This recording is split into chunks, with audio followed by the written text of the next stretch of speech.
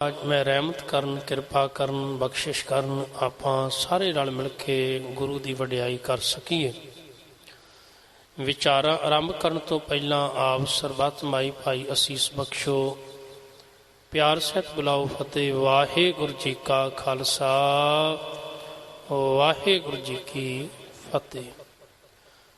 ਧੰਨ ਕਲਗੀਧਰ ਮਹਾਰਾਜ ਸੱਚੇ ਪਾਤਸ਼ਾਹ ਜੀ ਜਾਪ ਸਾਹਿਬ ਦੀ ਪਾਵਨ ਬਾਣੀ ਅੰਦਰ ਬੇਅੰਤ ਬਖਸ਼ਿਸ਼ਾਂ ਰਹਿਮਤਾਂ ਕਰਦੇ ਹਨ। ਰੋਜ਼ਾਨਾ ਆਪਾਂ ਥੋੜ੍ਹੀ ਵਿਚਾਰ ਜਿਹੜੀ ਹੈ ਉਹ ਸਾਂਝੀ ਕਰਦੇ ਹਾਂ ਅਤੇ ਸਮਝਣ ਦਾ ਯਤਨ ਕਰਦੇ ਹਾਂ ਵੀ ਮਹਾਰਾਜ ਪਾਤਸ਼ਾਹ ਜੀ ਨੇ ਇੰਨਾ ਵੱਡਾ ਵਡਮੁੱਲਾ ਖਜ਼ਾਨਾ ਜੋ ਜਾਪ ਸਾਹਿਬ ਦੀ ਪਾਵਨ ਬਾਣੀ ਦੇ ਵਿੱਚ ਸਾਨੂੰ ਬਖਸ਼ਿਆ ਹੈ, ਜੇ ਉਹਨੂੰ ਸਮਝੀਏ, ਸਮਝਣ ਦਾ ਯਤਨ ਕਰੀਏ ਤਾਂ ਨਿਰੋਲ ਇੱਕ ਅਕਾਲ ਪੁਰਖ ਪਰਮਾਤਮਾ ਦੀ ਵਡਿਆਈ ਉਸਤਤ ਕੀਤੀ ਹੈ। ਉਸ ਕਰਤੇ ਦੀਆਂ ਰਹਿਮਤਾਂ ਨੂੰ ਬਿਆਨ ਮਹਾਰਾਜ ਕਰ ਰਹੇ ਹਨ। ਸੋ ਗੁਰਦੇਵ ਰਹਿਮਤ ਕਰਨ ਕਿ ਜੋ ਆਪਾਂ ਵਿਚਾਰਦੇ ਹਾਂ ਉਹਨੂੰ ਸਮਝ ਕੇ ਜੀਵਨ ਵਿੱਚ ਕਮਾ ਸਕੀਏ। 127 ਪੌੜੀਆਂ ਤੱਕ ਵਿਚਾਰ ਸਾਂਝੀ ਹੋ ਚੁੱਕੀ ਹੈ। 128 ਨੰਬਰ ਪੌੜੀ ਦੀ ਵਿਚਾਰ ਆਪਾਂ ਅੱਜ ਆਰੰਭ ਕਰਨੀ ਹੈ। ਧੰਨ ਕਲਗੀਧਰ ਮਹਾਰਾਜ ਰਹਿਮਤ ਕਰਦੇ ਹਨ। ਓੰਗ ਆਦ ਰੂਪੈ ਅਨਾਦ ਸਰੂਪੈ ਅਨੰਗੀ ਅਨਾਮੇ ਤ੍ਰਿਭੰਗੀ ਤ੍ਰਿਕਾਮੇ। ਪਰਿਪੂਰਨ ਪਰਮਾਤਮਾ ਪਰਮੇਸ਼ਰ ਅਕਾਲ ਪੁਰਖ ਦੀ ਇਹ ਵਡਿਆਈ ਕਰਦਿਆਂ ਹੋਇਆਂ ਕਲਗੀਧਰ ਮਹਾਰਾਜ ਕਹਿ ਰਹੇ ਹਨ ਕਿ ਉਹ ਪਰਮੇਸ਼ਰ ਜਿਹੜਾ ਹੈ ਉਹ ਅੰਗ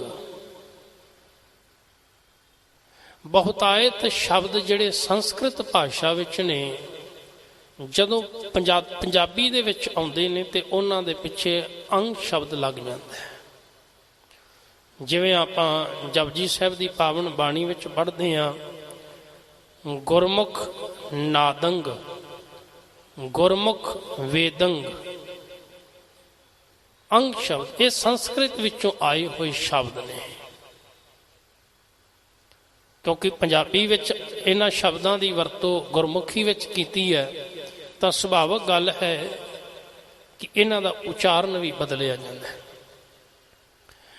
ਹੁਣ ਕਲਗੀਧਰ ਮਹਾਰਾਜ ਪਾਤਸ਼ਾਹ ਜੀ ਆ ਰਹੇ ਨੇ। ਓੰਗ ਆਦ ਰੂਪੈ, ਪਰਮਾਤਮਾ ਦਾ ਜਿਹੜਾ ਸਰੂਪ ਹੈ ਉਹ ਤਾਂ ਮੁੱਢ ਤੋਂ ਹੈ, ਆਦ ਤੋਂ ਹੈ, ਸ਼ੁਰੂ ਤੋਂ ਹੈ,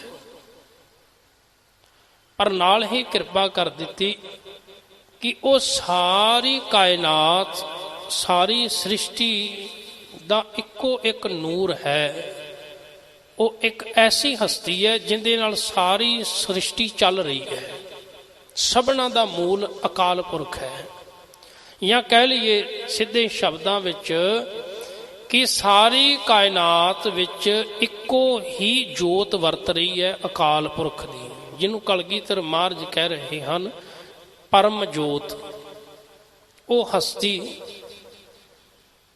ਜਿਹੜੀ ਕੇਵਲ ਇੱਕ ਹੈ, ਜਿਹਨੂੰ ਗੁਰੂ ਨਾਨਕ ਦੇਵ ਮਹਾਰਾਜ ਪਾਤਸ਼ਾਹ ਜੀ ਤੋਂ ਪਹਿਲਾਂ ਭਗਤ ਕੋਈ ਕਹਿ ਰਿਹਾ ਸੀ ਮੈਂ, ਕੋਈ ਕਰੀਮ ਕਹਿ ਰਿਹਾ ਸੀ, ਕੋਈ ਖੁਦਾ ਕਹਿ ਰਿਹਾ ਸੀ, ਫਿਰ ਅੱਗੇ ਕੋਈ ਦੇਵੀ ਦੇਵਤਿਆਂ ਨੂੰ ਭਗਵਾਨ ਕਹਿਣ ਲੱਗ ਪਿਆ ਸੀ, ਉਹਨਾਂ ਦੀ ਪੂਜਾ ਕਰਨ ਲੱਗ ਪਿਆ ਸੀ। ਕਿਸੇ ਨੇ ਆਖਿਆ ਭਗਵਾਨ 3 ਰੂਪਾਂ ਵਿੱਚ ਹੈ, ਇੱਕ ਜਨਮ ਦੇਣ ਵਾਲਾ ਵੱਖਰਾ ਹੈ, ਮਾਰਨ ਵਾਲਾ ਵੱਖਰਾ ਹੈ, ਪੈਦਾ ਕਰਨ ਵਾਲਾ ਵੱਖਰਾ ਹੈ। ਮਹਾਰਾਜ ਪਾਤਸ਼ਾਹ ਜੀ ਨੇ ਇੱਥੇ ਗੱਲ ਮੁਕਾ ਦਿੱਤੀ ਜਦੋਂ ਕਹਿ ਦਿੱਤਾ ਇੱਕ ਓੰਕਾਰ। ਗਿਣਤੀ ਦਾ ਇੱਕ ਲਾਇਆ ਅੱਗੇ। ਇਹਦਾ ਇੱਕ ਬੜਾ ਵੱਡਾ ਕਾਰਨ ਸੀ ਇੱਕ ਗਿਣਤੀ ਦਾ ਲਾਉਣ ਦਾ, ਕਿਉਂਕਿ ਜੇ ਕਿਤੇ ਮਹਾਰਾਜ ਪਾਤਸ਼ਾਹ ਜੀ ਇੱਥੇ ਸ਼ਬਦਾਂ ਦੀ ਵਰਤੋਂ ਕਰਦੇ, ਕਿਉਂਕਿ ਸ਼ਬਦ ਵਿੱਚ ਵੀ ਇੱਕ ਸ਼ਬਦ ਲਿਖਿਆ ਜਾ ਸਕਦਾ ਹੈ ਤੇ ਬਾਣੀ ਵਿੱਚ ਕਿੰਨੇ ਰੂਪਾਂ ਵਿੱਚ ਸ਼ਬਦ ਦੀ ਵਰਤੋਂ ਵੀ ਹੋਈ ਹੈ। ਜੇ ਤੁਸੀਂ ਬਾਣੀ ਪੜ੍ਹਦੇ ਹੋ ਤੇ ਜਪਜੀ ਸਾਹਿਬ ਪਾਤਸ਼ਾਹ ਇੱਕ ਦਾਤਾ, ਉੱਥੇ ਅੰਕ ਸ਼ਬਦ ਨਹੀਂ ਵਰਤਿਆ ਮਹਾਰਾਜ ਨੇ, ਉੱਥੇ ਗਿਣਤੀ ਦਾ ਇੱਕ ਸ਼ਬਦ ਨਹੀਂ ਵਰਤਿਆ। ਪਰ ਜਦੋਂ ਬਾਣੀ ਦੀ ਆਰੰਭਤਾ ਹੋਣ ਲੱਗੀ ਏ ਗੁਰੂ ਗ੍ਰੰਥ ਸਾਹਿਬ ਦੀ ਬਾਣੀ ਦੀ ਆਰੰਭਤਾ ਹੁੰਦੀ ਹੈ ਜਪ ਬਾਣੀ ਤੋਂ ਪਹਿਲਾਂ ਮੰਗਲਾਚਾਰਨ ਜਦੋਂ ਉਚਾਰਨ ਕਰਦੇ ਨੇ ਉੱਥੇ ਸ਼ਬਦ ਜਿਹੜਾ ਹੈ ਗਿਣਤੀ ਦਾ ਇੱਕ ਵਰਤਿਆ ਜਾਂਦਾ ਹੈ। ਫਿਰ ਗੁਰੂ ਗ੍ਰੰਥ ਸਾਹਿਬ ਪਾਤਸ਼ਾਹ ਜੀ ਦਾ ਸਰੂਪ ਜਿਨ੍ਹਾਂ ਨੇ ਦਰਸ਼ਨ ਕੀਤਾ ਮੁਬਾਰਕ ਹੈ, ਨਹੀਂ ਤੇ ਦਰਸ਼ਨ ਕਰਕੇ ਵੇਖਿਓ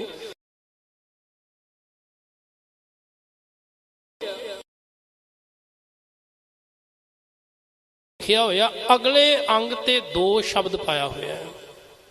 ਨੰਬਰ 2 ਉੱਤੇ ਖਾਲੀ ਹੈ ਬਿਲਕੁਲ, ਸਿਰਫ ਇੱਕ ਓਂਕਾਰ ਤੋਂ ਹੀ ਗੱਲ ਸ਼ੁਰੂ ਕੀਤੀ ਮਹਾਰਾਜ ਨੇ।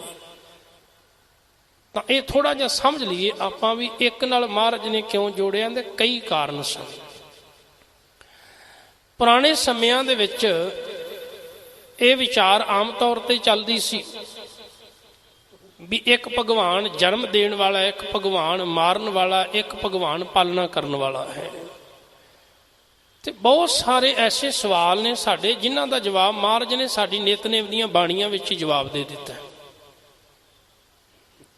ਜੇ ਆਪਾਂ ਜਪਜੀ ਸਾਹਿਬ ਦੀ ਪਾਵਨ ਬਾਣੀ ਪੜ੍ਹਦੇ ਹਾਂ ਤਾਂ ਕਹਿ ਦਿੱਤਾ ਵੀ ਜਿਹੜੇ ਜਪਜੀ ਸਾਹਿਬ ਦੀ ਬਾਣੀ ਹੈ ਨਾ ਪੂਰੇ ਗੁਰੂ ਗ੍ਰੰਥ ਸਾਹਿਬ ਦਾ ਸਾਰ ਹੈ, ਕਿ ਜਿਹਨੂੰ ਜਪਜੀ ਸਾਹਿਬ ਦੀ ਬਾਣੀ ਸਮਝ ਆ ਗਈ ਨਾ ਗੁਰੂ ਗ੍ਰੰਥ ਸਾਹਿਬ ਸਮਝ ਆ ਗਿਆ, ਕਿਉਂ ਸਾਰ ਹੈ ਬਿਲਕੁਲ ਤੱਤ ਹੈ। ਹੁਣ ਉਸੇ ਬਾਣੀ ਦੇ ਵਿੱਚ ਜਿੱਥੇ ਬਾਬੇ ਨਾਨਕ ਨੇ ਇੱਕ ਸ਼ਬਦ ਵਰਤਿਆ ਉਹਦਾ ਕਾਰਨ ਕੀ ਸੀ, ਪਹਿਲਾਂ ਇਹ ਮਾੜਾ ਜਿਹਾ ਸਮਝ ਲਈਏ ਵੀ 3 ਭਗਵਾਨ ਮੰਨੇ ਜਾਣ ਲੱਗੇ ਘਰਾਂ ਦੇ ਵਿੱਚ। 3 ਭਗਵਾਨਾਂ ਦੀ ਪੂਜਾ, ਵੈਸੇ ਤਾਂ ਬੜੇ ਸਾਰੇ ਭਗਵਾਨ ਸਨ ਪਰ ਮੂਲ ਰੂਪ ਵਿੱਚ 3 ਹੀ ਮੰਨੇ ਜਾਣ ਲੱਗ ਪਏ। ਇੱਕ ਜਨਮ ਦੇਣ ਵਾਲਾ ਵੱਖਰਾ ਹੈ ਬ੍ਰਹਮਾ, ਇੱਕ ਵਿਸ਼ਨ ਹੈ, ਇੱਕ ਮਹੇਸ਼ ਹੈ। ਇੱਕ ਜਨਮ ਦੇ ਰਿਹਾ ਹੈ, ਇੱਕ ਪਾਲਣਾ ਕਰ ਰਿਹਾ, ਇੱਕ ਮਾਰ ਰਿਹਾ ਹੈ। ਮਹਾਰਾਜ ਨੇ ਆਖਿਆ ਨਹੀਂ ਭਾਈ ਇੱਕ ਹੀ ਹੈ, ਏਕੋ ਹੈ ਭਾਈ, ਏਕੋ ਹੈ ਸਾਹਿਬ ਮੇਰਾ, ਏਕੋ ਹੈ, ਇੱਕੋ ਹੀ ਹੈ। ਫਿਰ ਕਹਿ ਦਿੱਤਾ ਨਾਲ ਏਕਾ ਮਾਈ ਜੁਗਤ ਵਿਆਈ, 3 ਚੇਲੇ ਪ੍ਰਵਾਨ, ਇੱਕ ਸੰਸਾਰੀ ਇੱਕ ਭੰਡਾਰੀ, ਇੱਕ ਲਾਏ ਦੀਵਾਨ, ਜਿਵ ਤਿਸ ਭਾਵੈ ਤਿਵੇਂ ਚਲਾਵੈ, ਜਿਵ ਹੋਵੈ ਫੁਰਮਾਨ। ਉਹਨਾਂ 3 ਦਾ ਵੀ ਇੱਕ ਮੂਲ ਪਰਮਾਤਮਾ ਹੈ। ਜਿਨ੍ਹਾਂ ਨੂੰ ਲੋਕ 3 ਪਰਮਾਤਮਾ ਭਗਵਾਨ ਮੰਨ ਕੇ ਬੈਠੇ ਸਨ, ਉਹਦਾ ਕਾਰਨ ਕੀ ਸੀ ਕਿ ਸਮੇਂ-ਸਮੇਂ ਤੇ ਜਿਹੜੇ ਪੁਜਾਰੀ ਲੋਕ ਸਨ ਉਹਨਾਂ ਨੇ ਭਗਵਾਨ ਨੂੰ ਕਈ ਰੂਪਾਂ ਵਿੱਚ ਵੰਡ ਦਿੱਤਾ। ਮਹਾਰਾਜ ਪਾਤਸ਼ਾਹ ਜੀ ਨੇ ਜਦੋਂ ਵੇਖਿਆ ਵੀ ਇੱਕ ਘਰ ਦੇ ਵਿੱਚ ਕੋਈ ਬ੍ਰਹਮਾ ਜੀ ਦੀ ਪੂਜਾ ਕਰ ਰਿਹਾ ਹੈ ਤੇ ਜਿਹੜਾ ਦੂਸਰਾ ਉਹ ਸ਼ਿਵ ਜੀ ਦੀ ਪੂਜਾ ਕਰ ਰਿਹਾ ਸੀ, ਕੋਈ ਇੰਦਰ ਨੂੰ ਭਗਵਾਨ ਕਹਿ ਰਿਹਾ ਸੀ, ਕ੍ਰਿਸ਼ਨ ਨੂੰ ਭਗਵਾਨ ਕਹਿ ਰਿਹਾ ਸੀ, ਕੋਈ ਰਾਮਚੰਦਰ ਨੂੰ ਭਗਵਾਨ ਕਹਿ ਰਿਹਾ ਸੀ। ਹੁਣ ਮੁਸ਼ਕਲ ਇਹ ਖੜੀ ਹੁੰਦੀ ਸੀ ਵੀ ਉਹਨਾਂ ਘਰ ਵਿੱਚ ਰਹਿਣ ਵਾਲੇ 5 ਮੈਂਬਰਾਂ ਦੇ ਭਗਵਾਨ ਵੱਖਰੇ ਵੱਖਰੇ ਤੇ ਸੋਚ ਵੀ ਵੱਖਰੀ ਵੱਖਰੀ। ਇੱਕ ਕਵੇ ਮੈਂ ਆਹ ਭੋਜਨ ਖਾਣਾ ਇਸ ਦਿਨ, ਦੂਜਾ ਕਹੇ ਨਹੀਂ ਖਾਣਾ। ਇੱਕ ਕਵੇ ਉਹ ਇੱਕੋ ਹੀ ਘਰ ਦੇ ਵਿੱਚ ਇੱਕ ਤਕਰਾਰ ਪੈਦਾ ਹੋ ਜਾਂਦੀ ਸੀ, ਇੱਕ ਝਗੜਾ ਪੈਦਾ ਹੋ ਜਾਂਦਾ ਸੀ। ਇਹ ਝਗੜਾ ਘਰਾਂ ਤੱਕ ਨਹੀਂ ਰਿਹਾ, ਇਸ ਦੇਸ਼ ਦੇ ਅੰਦਰ ਇਹ ਝਗੜਾ ਲੋਕਾਂ ਦੇ ਸਿਰ ਚੜ੍ਹ ਕੇ ਬੋਲਿਆ। ਇਹ ਝਗੜਾ ਸਮਾਜ ਦੇ ਵਿੱਚ ਇਸ ਤਰ੍ਹਾਂ ਫੈਲ ਗਿਆ ਕਿ ਬ੍ਰਾਹਮਣ ਲੋਕ ਜਾਂ ਹਿੰਦੂ ਵੀਰ ਕਹਿ ਰਹੇ ਸਨ ਵੀ ਸਾਡਾ ਭਗਵਾਨ ਰਾਮ ਵੱਡਾ ਹੈ ਜਾਂ ਕ੍ਰਿਸ਼ਨ ਵੱਡਾ ਹੈ। ਮੁਸਲਮਾਨ ਲੋਕ ਕਹਿ ਰਹੇ ਸਨ ਵੀ ਸਾਡਾ ਅੱਲਾ ਖੁਦਾ ਵੱਡਾ ਹੈ। ਉਹਨਾਂ ਵਿੱਚ ਝਗੜਾ ਚਾਲੂ ਹੋ ਗਿਆ। ਜਿਹੜਾ ਝਗੜਾ ਘਰਾਂ ਵਿੱਚ ਸੀ ਉਹ ਸਮਾਜ ਵਿੱਚ ਆ ਗਿਆ ਤੇ ਅੱਜ ਵੀ ਇਹ ਚੱਲ ਰਿਹਾ ਹੈ। ਇਸੇ ਹੀ ਝਗੜੇ ਨੂੰ ਬਾਬੇ ਨਾਨਕ ਨੇ ਖਤਮ ਕਰਨ ਵਾਸਤੇ, ਭਲਿਓ ਤੁਸੀਂ ਆਪਸ ਦੇ ਵਿੱਚ ਲੜ ਕੇ ਤੇ ਇਸ ਤਰ੍ਹਾਂ ਆਪਣਾ ਜੀਵਨ ਬਰਬਾਦ ਕਰ ਰਹੇ ਹੋ, ਤੁਹਾਨੂੰ ਇੱਕ ਦੀ ਤੇ ਸਮਝ ਨਹੀਂ ਆਈ। ਜਿਸ ਨੂੰ ਤੁਸੀਂ ਰਾਮ ਕਹਿ ਰਹੇ ਹੋ ਉਹ ਤਾਂ ਸਾਰਿਆਂ ਵਿੱਚ ਹੈ, ਤੇ ਜਿਹਨੂੰ ਤੂੰ ਰਹੀਮ ਕਹਿ ਰਿਹਾ ਹੈ, ਖੁਦਾ ਕਹਿ ਰਹੇ, ਉਹ ਵੀ ਸਾਰਿਆਂ ਵਿੱਚ ਹੈ। ਇਸ ਵਾਸਤੇ ਬਾਬੇ ਨਾਨਕ ਨੂੰ ਬੜੇ ਵੱਡੇ ਪ੍ਰਚਾਰਕ ਦੌਰੇ ਕਰਨੇ ਪਏ ਇਹ ਗੱਲ ਸਮਝਾਉਣ ਵਾਸਤੇ। ਮੱਕੇ ਦੀ ਧਰਤੀ ਤੇ ਜਾ ਕੇ ਮਹਾਰਾਜ ਨੇ ਇਹੀ ਗੱਲ ਸਮਝਾਈ ਸੀ, ਤੇ ਜੇ ਹਿੰਦੂ ਤੀਰਥਾਂ ਤੇ ਗਏ ਉੱਥੇ ਵੀ ਜਾ ਕੇ ਇਹੀ ਗੱਲ ਸਮਝਾਈ ਸੀ। ਜੇ ਗੱਲ ਆਰਤੀ ਦੀ ਚੱਲੀ ਤੇ ਉਹ ਮਹਾਰਾਜ ਨੇ ਆਖਿਆ ਵੀ ਆਰਤੀ ਤੇ ਭਗਵਾਨ ਦੀ ਹੋ ਰਹੀ ਹੈ, ਉਹਦੀ ਆਰਤੀ ਤਾਂ ਹੋ ਰਹੀ ਹੈ ਸੰਸਾਰ ਦੇ ਵਿੱਚ। ਅਕਾਲ ਪੁਰਖ ਪਰਮਾਤਮਾ ਦੀ ਆਰਤੀ ਅਸੀਂ ਕਿਵੇਂ ਕਰ ਸਕਦੇ ਹਾਂ ਜੀਵ? तुच्छ बुद्धि वाले। तो इन्ने वड्डे वड्डे पहाड़, इन्नी वड्डी वनस्पति, उहदी आ जिहड़ी फुल्लां दी सुगंधी है, वेखो किवें ये आरती हो रही परमात्मा दी। तुसीं निक्का जिहा थाल लैके बैठे हो, परमात्मा ने इन्ना वड्डा थाल बनाया जिहदे विच चंन तारे सूरज रखे हुए ने। किन्ने वड्डे वड्डे दीवे ने, तेरे दीवे उन्हां दीवियां अगे की ने? सूरज वर्गे दीवे जिहड़े ने आकाश विच परमात्मा ने रखे हुए ने, वो एक थाल है। ते आ सारी जिहड़ी धरती दे उत्ते वनस्पति है, इहदी सुगंधी जदों हवावां चलदियां हन ते कहण लगे अकाल पुरख परमात्मा परमेश्वर की आरती हो नहीं रही, तो होर की हो रहा है। बड़ी रहमत की महाराज पातशाह जी ने। हुण एक शब्द इस करके वरतिया भी आ जिहड़ा झगड़ा सी ना घरां दे विच जां समाज दे विच, इहनूं खत्म कीता पैंदा। एक नाल जुड़ो, जिहड़ा एक नाल जुड़िया होवेगा उहदी विचार एक होवेगी, सोच एक होवेगी, ते ओ मनुख जिहड़ा है अपने मकसद विच कामयाबी हो सकेगा। जिस वास्ते जीवन मिलिया है, भई प्राप्त मानक दे हुरिया, गोबिंद मिलन कीए तेरी बरिया। आ गोबिंद मिलन की वारी है, तो गोबिंद की तेनों समझ नहीं आई, तू तो झगड़ियां विच ही फसिया होया। तो महाराज पातशाह जी ने फिर एक अंक जिहड़ा गिनती का वो वरतिया। उनका कारण ये सी कि जिहड़ा बंदा भगवान दियां वंडियां पा के बैठा होया है, हो सकता है कल नूं इस लिखे हुए शब्दां दे एक नूं भी तरोड़ मरोड़ के बयान कर देवे। अज वेखो कर रहे हैं लोग। जे किते महाराज पातशाह जी उत्थे लिख दिंदे, ईड़ी पा के सिहारी कक्का औंकड़ ला देंदे, तां भी कई अर्थ कर लेने सन। ईड़ी पा के सिहारी कक्के नूं सिहारी पा, तां भी अर्थ कई निकल जाने सन। ईड़ी सिहारी कक्के नूं सिहारी, फिर भी कई अर्थ हो जाने सन। ईड़ी सिहारी कक्का रहण देंदे इस तरह, तां भी कई अर्थ बन जाने सन। पर गिणती का एका पा दिता, उनका कोई अर्थ होर नहीं निकलता, सिर्फ एक ही निकलता है। ना उन्होंने तरोड़िया जा सकता, ना मरोड़िया जा सकता। बाबे नानक ने गल ही मुका दी, क्योंकि गुरु पातशाह जी दूर अंदेशी वेखते सन। पता सी भी ये चलाक बंदा कोई ना कोई जरूर कर सकता। तो वो मालक की रहमत बख्शिश की। गुरु नानक दे महाराज पातशाह जी ने साडे ते सानू मूल एक नाल जोड़िया, जिंदी जोत सारियां विच है, जिहड़ा सबना दा एक मूल है। एक नूर ते सब जग उपजिया, उस नूर नाल, या जिन्हों बाबे नानक ने आख्या सब मैं जोत, जोत है सोए तिसदे चानण सब मैं चानण होए। वो चानण जिहड़ा सारियां विच ही है, सारियां विच उहदी जोत जिहड़ी है जग रही है। उहनूं कलगीधर महाराज पातशाह जी इस तरह कह रहे ने कि सारे ही जीवां विच एक अकाल पुरख दी आत्मा है। भाव असीं सारे एक अकाल पुरख परमात्मा दी अंश हां। इहनूं होर थोड़ा सौखा समझ लवो। सागर दे विचों पानी जिहड़ा भाफ बन के उड़दा है। संसार का जिहड़ा है वो इनू चलाउण दा तरीका बनाया है। जिथे पानी नहीं, उत्थे अकाल पुरख परमात्मा ने पानी नू बदलों के रूप दे विच घल्लिया है। तुसीं वेखो किन्ना ख्याल रखदा अकाल पुरख परमात्मा जीवां दा। जिन्हां थावां ते पानी की व्यवस्था नहीं ना, उत्थे बदलों के राही बरसात के रूप में पानी जा पैंदा है। उत्थों दे लोग पानी जिहड़ा महाराष्ट्र की धरती के उत्ते बहुतायत लोग पानी जिहड़ा है वो समुद्र का पानी नहीं पी सकते, कोई पीण लायक नहीं है। तो मैं आप वेखिया उसे की करते हैं, जिहड़ा बरसाती पानी हुंदा उहनूं इकट्ठा कर लिया जाता है वड्डे तलाअ दे विच। फिर वो जिन्ना चिर बरसात अगली नहीं पैनी उस पानी की वरतों करनी है। पीण वास्ते फिल्टर करके घरां विच पानी जाता है। तो अकाल पुरख परमात्मा ने इस सृष्टि को चलाउण दा एक तरीका बनाया। खैर जिहड़ी गल मैं कर रहा सा कि पानी जिहड़ा है भाफ बन के उड़ गया, आकाश दे विच बदलों का रूप धारण किया। वो पानी जिहड़ा है पहाड़ां ते जंगलों विच रेगिस्तानां विच कई थावां ते वो पानी जिहड़ा बरसात के रूप थावां तो थल्ले आउंदा है। इकट्ठा हुंदियां हुंदियां एक नदी का रूप धारण कर लेंदा है। कुछ बूंदां कट्ठियां होके एक नदी का रूप धारण कर लेंदियां ने। अच्छा, फिर वो नदी जाती किधर नूं है? वेखो तुसीं, वो नदी सागर वल नूं जांदी है। आई कित्थों सी? वजूद कित्थों बनिया? सागर विचों ही। भाफ बन के आकाश विच उड़ गया। ਉਹੀ फिर पानी इकट्ठा होया पहाड़ां दे विच, नदियां नालियां दा रूप धारण करदा होया मुड़ सागर वाल नूं। हुण उहदे रस्ते दे विच किन्नियां वड्डियां चट्टानां आउंदियां, किन्नी सख्त धरती आउंदी, पर वो नदी रुकदी नहीं जिन्ना चिर सागर विच समा नहीं जांदी।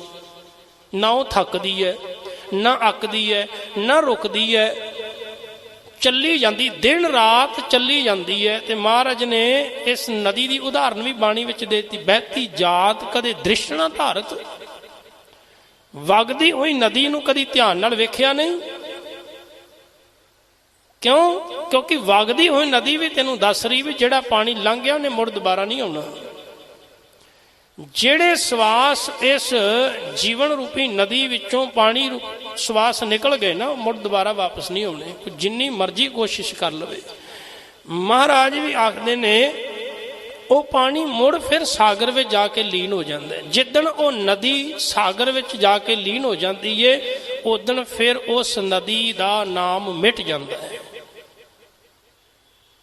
फिर लोग आखते ने सागर है। इसे तरह ये जीवन की यात्रा शुरू हुई। असी परमात्मा परमेश्वर की अंश हाँ, जोत हाँ, उनदे विचों साडा जन्म होया है। असी फिर एक लंबी यात्रा विच निकल जाते हैं। कई तो इस नूं सफला कर लेंदे ने, मुड़ परमात्मा का रूप हो जाते हैं। पर हुंदे किवें ने? बाणी विच वो भी महाराज ने दस्सिया कि जिहड़ा बंदा दिन रात उस मालक परमात्मा के चरणों में जुड़न की जाच सीख लैंदा है, फिर वो एक दिन उनका रूप हो जाता है। अब तो जाए चढ़े सिंघासन मिले सारंग पानी, राम कबीरा एक भय है कोई न सकै पछानी। धन गुरु तेग बहादुर महाराज पातशाह जी आखते ने, जो प्राणी निस दिन भजै रूप राम ते जान, हर जन हर अंतर नहीं नानक साची मां। कह लगे हरी ते हरी दे सेवक विच फिर कोई अंतर भेद फर्क नहीं रह जाता। कदों? जदों वो उनका रूप हो जाता है। धन कलगीधर महाराज ने खुलासा किया है इस पावन बचन के अंदर कि भाव जोत है सबना विच, ते वो उनका स्वरूप मुढ़ तो है, शुरू तो है, अनाद स्वरूप है। अनाथ जिहड़ा शुरू तो है, उनका स्वरूप मुढ़ तो है, शुरू तो है। अनंगी अनामे अन अंगी, जिंदा कोई अंग नहीं। परमात्मा का कोई शरीर नहीं है। हाँ, सारे शरीरों में उनकी जोत जरूर है, पर उनका अपना कोई वखरा शरीर नहीं है। अनामे उनका कोई एक नाम वखरा नहीं है। असी कह नहीं सकते भी परमात्मा का आ नाम है, जिवें साडा नाम है वखरे वखरे। अकाल पुरख का कोई नाम नहीं, उनके सारे जिन्ने नाम ने किरतम नाम ने वो असी रखे ने। त्रिभंगी त्रिकामे त्रिभंगी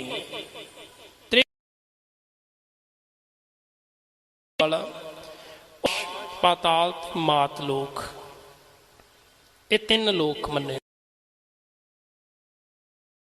जीव जिहड़े हन, आकाश विच कई जीव रहिंदे हन, हवा दे विच कई जीव ने, कई जीव ऐसे जिहड़े धरती ते ने, ते कई जीव ऐसे ने धरती तो थल्ले भी रहिंदे ने।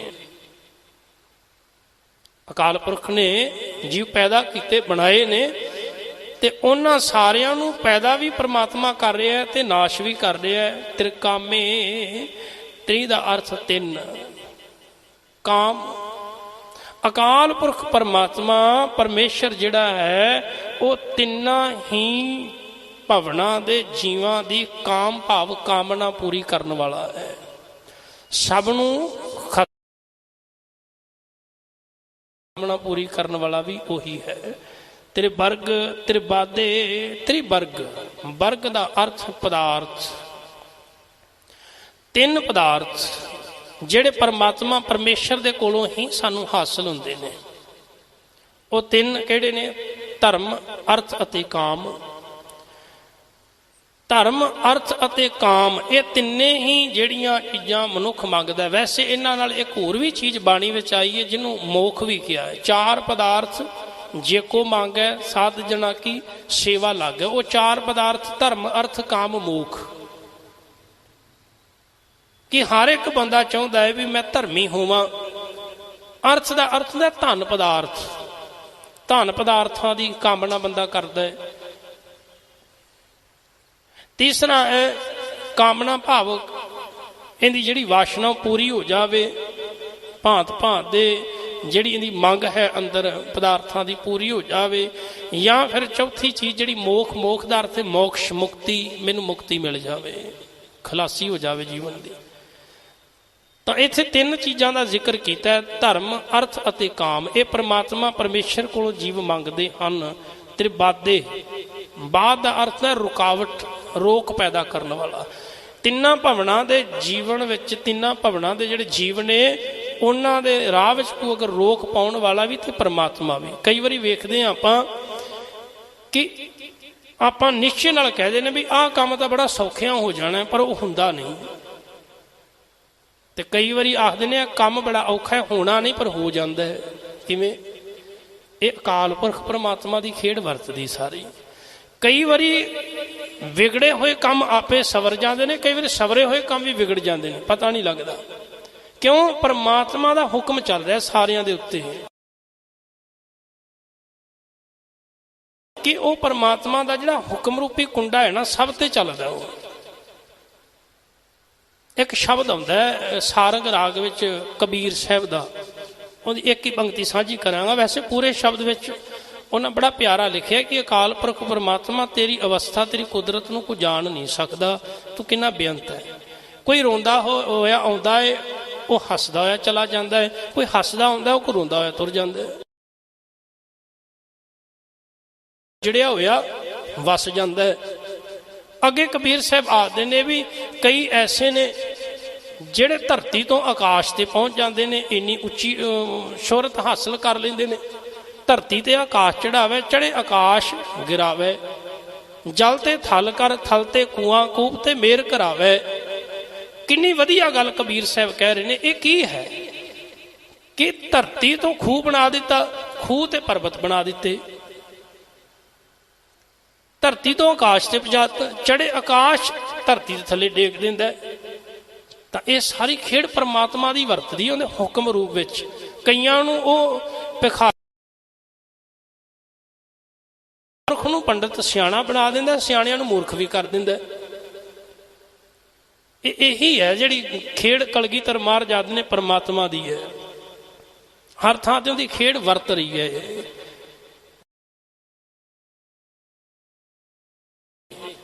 ਵੀ ਤਿੰਨਾਂ ਭਵਨਾਂ ਦੇ ਜੀਵਾਂ ਨੂੰ ਉਹ ਦਾਤਾਂ ਵੀ ਦੇਣ ਵਾਲਾ, ਰਹਿਮਤਾਂ ਵੀ ਕਰਨ ਵਾਲਾ, ਬਖਸ਼ਿਸ਼ਾਂ ਵੀ ਕਰਨ ਵਾਲਾ, ਪਰ ਹਾਂ ਰੋਕ ਲਾਉਣ ਵਾਲਾ ਵੀ ਉਹੀ ਹੈ। ਜਦੋਂ ਕੋਈ ਬੰਦਾ ਹੰਕਾਰੀ ਹੋ ਜਾਂਦਾ ਨਾ, ਉਹ ਕਹਿੰਦਾ ਮੈਂ ਕਰ ਲਾਂਗਾ, ਪਰਮਾਤਮਾ ਕਹਿੰਦਾ ਕਰਕੇ ਵਿਖਾ। ਫਿਰ ਕੋਈ ਹੰਕਾਰੀ ਬੰਦਾ ਹੋ ਜਾਂਦਾ ਨਾ, ਉਹ ਕਹਿੰਦਾ ਮੈਨੂੰ ਕਿਸੇ ਦੀ ਪਰਵਾਹ ਨਹੀਂ, ਮੈਂ ਕਰ ਲਵਾਂਗਾ। ਫਿਰ ਕਹਿੰਦਾ ਕਰਕੇ ਦਿਖਾ। ਤੇ ਉਹੀ ਮਨੁੱਖ ਜਿਹਦਾ ਹੰਕਾਰ ਫਿਰ ਪਰਮਾਤਮਾ ਤੋੜ ਦਿੰਦਾ, ਫਿਰ ਉਹ ਨਿਮਾਣਾ ਜਿਹਾ ਖਲੋਤਾ ਹੁੰਦਾ, ਕਿਉਂਕਿ ਉਹ ਤੋਂ ਹੁੰਦਾ ਨਹੀਂ। ਫਿਰ ਇਤਿਹਾਸ ਵਿੱਚੋਂ ਬੜੀਆਂ ਗਥਾਵਾਂ ਐਸੀਆਂ ਮਿਲਦੀਆਂ ਨੇ। ਤੁਸੀਂ ਅੰਬਾਲੇ ਦੀ ਧਰਤੀ ਤੇ ਜਾਓ, ਪੰਜੋਖਰਾ ਸਾਹਿਬ ਗੁਰਦੁਆਰਾ ਬਣਿਆ ਹੋਇਆ ਧੰਨ ਗੁਰੂ ਹਰਕ੍ਰਿਸ਼ਨ ਮਹਾਰਾਜ ਪਾਤਸ਼ਾਹ ਜੀ ਦਾ। ਇੱਥੇ ਇੱਕ ਪੰਡਤ ਚੱਲ ਕੇ ਆਇਆ ਕੁਰੂਕਸ਼ੇਤਰ ਤੋਂ, ਬੜਾ ਵਿਦਵਾਨ ਪੰਡਤ ਲਾਲ ਚੰਦ। ਉਹ ਆਇਆ, ਉਹਨੇ ਆ ਕੇ ਆਖਿਆ, ਉਹਨੂੰ ਪਤਾ ਲੱਗਿਆ ਵੀ ਸਿੱਖਾਂ ਦੇ 8ਵੇਂ ਗੁਰੂ ਹਰਕ੍ਰਿਸ਼ਨ ਮਹਾਰਾਜ ਆਏ ਨੇ। ਉਹਨੇ ਆ ਕੇ ਆਖਿਆ, ਕਹਿ ਲੱਗਾ ਸਾਡੇ ਤੇ ਹੋਏ ਨੇ ਦੁਆਪਰ ਦੇ ਵਿੱਚ ਕ੍ਰਿਸ਼ਨ ਜੀ, ਅਸੀਂ ਸ਼੍ਰੀ ਕ੍ਰਿਸ਼ਨ ਭਗਵਾਨ ਕਹਿੰਦੇ ਆ, ਤੁਸੀਂ ਹਰ ਕ੍ਰਿਸ਼ਨ, ਕ੍ਰਿਸ਼ਨ ਭਗਵਾਨ ਤੋਂ ਵੀ ਵੱਡਾ ਨਾਂ ਰੱਖਿਆ। ਹਰ ਕ੍ਰਿਸ਼ਨ ਤੇ ਉਮਰ ਤੁਹਾਡੀ ਛੋਟੀ ਜੀ ਹੈ।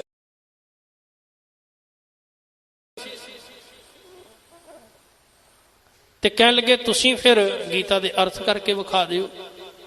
ਉਹਨਾਂ ਤੇ ਗੀਤਾ ਲਿਖੀ ਸੀ ਸ਼੍ਰੀ ਕ੍ਰਿਸ਼ਨ, ਤੁਸੀਂ ਹਰ ਕ੍ਰਿਸ਼ਨ ਤੇ ਗੀਤਾ ਦੇ ਅਰਥ ਕਰਾ ਦਿਓ। ਮਹਾਰਾਜ ਨੇ ਆਖਿਆ ਵੀ ਜੇ ਕਿਤੇ ਮੈਂ ਕੀਤੇ ਤਾਂ ਇਹਨੇ ਸਮਝਣਾ ਵੀ ਇਹ ਗੁਰੂ ਨਾਨਕ ਦੀ ਜੋਤ ਹੈ, ਗੁਰੂ ਨਾਨਕ ਦੇ ਘਰ ਵਿੱਚ ਰਹਿੰਦੇ ਨੇ, ਹੋ ਸਕਦਾ ਇਹਨਾਂ ਨੇ ਸਿੱਖਿਆ ਲਈ ਹੋਵੇ, ਕਹਿ ਲਗੇ ਤੁਸੀਂ ਆਪਣਾ ਹੀ ਕੋਈ ਲੈ ਆਓ। ਉਹ ਗਏ ਨਗਰ ਦੇ ਵਿੱਚ, ਜਿਹੜਾ ਸਭ ਤੋਂ ਮੂਰਖ, ਸਭ ਤੋਂ ਮੂੜ, ਜਿਹਨੂੰ ਅੰਨਾ ਬੋਲਾ ਸਮਝਦਾ ਸੀ, ਉਹਨੂੰ ਲੈ ਆ, ਛੱਜੂ ਝਿਓਰ ਨੂੰ ਲਿਆ ਕੇ ਸਾਹਮਣੇ ਬਿਠਾਤਾ। ਕਹਿਣਗੇ ਇਹਦੇ ਤੋਂ ਕਰਾਓ। ਮਹਾਰਾਜ ਨੇ ਜਦੋਂ ਮਿਹਰ ਭਰੀ ਨਜ਼ਰ ਨਾਲ ਵੇਖਿਆ ਨਾ, ਫਿਰ ਉਹੀ ਛੱਜੂ ਝਿਓਰ ਨੇ ਜਦੋਂ 12-12 13-13 ਅਰਥ ਕਰਤੇ ਨਾ, ਤੇ ਫਿਰ ਉਹਦਾ ਹੰਕਾਰ ਚੱਕਣਾ ਚੂਰ ਹੋ ਗਿਆ, ਚਰਨਾਂ ਤੇ ਡਿੱਗ ਪਿਆ। ਕਹਿਣਗੇ ਮਹਾਰਾਜ ਆ ਫੜੋ ਜੰਜੂ, ਗਲ ਵਾਲਾ ਜੰਜੂ ਲਾ ਕੇ ਚਰਨਾਂ ਵਿੱਚ ਰੱਖਤਾ। ਕਹਿਣ ਲੱਗੇ ਮੈਨੂੰ ਵੀ ਇਹੋ ਜਿਹੀ ਸਿੱਖੀ ਦਿਓ ਜਿਹੜੀ ਛੱਜੂ ਝਿਓਰ ਕੋਲ ਹੈ, ਕਿਉਂਕਿ ਇਹ ਅਰਥ ਤਾਂ ਮੈਨੂੰ ਵੀ ਨਹੀਂ ਆਉਂਦੇ ਜਿਹੜੇ ਇਹਨੂੰ ਆ ਗਏ ਨੇ। ਅਕਾਲ ਪੁਰਖ ਪਰਮਾਤਮਾ ਗੁਰੂ ਸਮਰੱਥ ਹੈ, ਕਿਸੇ ਦੇ ਹੰਕਾਰ ਨੂੰ ਐਂ ਤੋੜ ਦਿੰਦਾ, ਚਕਨਾ ਚੂਰ ਕਰ ਦਿੰਦਾ। ਧੰਨ ਕਲਗੀਧਰ ਮਹਾਰਾਜ ਰਹਿਮਤ ਕਰ ਰਹੇ ਹਨ। ਤਿਰਬਰਗ ਤਿਰਬਾਦੇ ਅਗੰਜੇ ਅਗਾਦੇ, ਪਰਮਾਤਮਾ ਅਗੰਜ ਹੈ, ਉਹਨੂੰ ਜਿੱਤਿਆ ਨਹੀਂ ਜਾ ਸਕਦਾ, ਅਜਿੱਤ ਹੈ। ਅਗਾਦੇ ਉਹ ਅਥਾਹ ਹੈ, ਬੇਅੰਤ ਹੈ। ਅਖੀਰਲੇ ਬਚਨ ਮਹਾਰਾਜ ਕਰ ਰਹੇ ਹਨ, ਸੁਭੰਗ ਸਰਭਾਗੇ। ਉਹ ਅਕਾਲ ਪੁਰਖ ਪਰਮਾਤਮਾ ਪਰਮੇਸ਼ਰ ਜਿਹੜਾ ਹੈ ਨਾ, ਉਹ ਸਾਰੀ ਕਾਇਨਾਤ ਦੇ ਵਿੱਚ ਰਮਿਆ ਹੋਇਆ ਹੈ, ਸਾਰੀ ਕਾਇਨਾਤ ਵਿੱਚ ਵਸਿਆ ਹੋਇਆ ਹੈ। ਹਾਂ, ਪਰ ਭਾਗ ਦਾ ਅਰਥ ਹੈ ਅੰਗ। ਅਕਾਲ ਪੁਰਖ ਪਰਮਾਤਮਾ ਪਰਮੇਸ਼ਰ ਦਾ ਵੈਸੇ ਕੋਈ ਅੰਗ ਨਹੀਂ, ਪਰ ਸਾਰੀ ਕਾਇਨਾਤ ਵਿੱਚ ਵਸਿਆ ਹੋਇਆ। ਉਹਦਾ ਇਹ ਸਰੂਪ ਹੈ, ਪਰ ਉਹਦਾ ਇਹ ਸਰੂਪ ਬੜਾ ਸੋਹਣਾ ਹੈ। ਬਲਿਹਾਰੀ ਕੁਦਰਤ ਵਸਿਆ, ਤੇਰਾ ਅੰਤ ਨਾ ਜਾਈ ਲਖਿਆ। ਤੇਰੀ ਕੁਦਰਤ ਤੋਂ ਕੁਰਬਾਨ ਜਾਣ ਨੂੰ ਜੀ ਕਰਦਾ ਹੈ, ਬਲਿਹਾਰ ਜਾਣ ਨੂੰ ਜੀ ਕਰਦਾ ਹੈ। ਸੋ ਸਰਬਾ ਅਨੁਰਾਗੇ, ਉਹ ਸਾਰਿਆਂ ਨਾਲ ਪਿਆਰ ਕਰਨ ਵਾਲਾ ਹੈ, ਸਭ ਨਾਲ ਪਿਆਰ ਕਰਦਾ ਹੈ। ਸਤਿਗੁਰ ਪਾਤਸ਼ਾਹ ਜੀ ਕਿਰਪਾ ਕਰਨ, ਰਹਿਮਤ ਕਰਨ, ਇਹੋ ਜਿਹੇ ਪਰਿਪੂਰਨ ਪਰਮਾਤਮਾ ਦੇ ਗੁਣ ਗਾਈਏ, ਉਹਦੀ ਸਿਫਤ ਸਲਾਹ ਕਰੀਏ, ਤਾਂ ਹੀ ਸਾਡਾ ਜੀਵਨ ਸਫਲ ਹੋਵੇਗਾ। ਹੋਈਆਂ ਭੁੱਲਾਂ ਚੁੱਕਾਂ ਦੀ ਖਿਮਾ।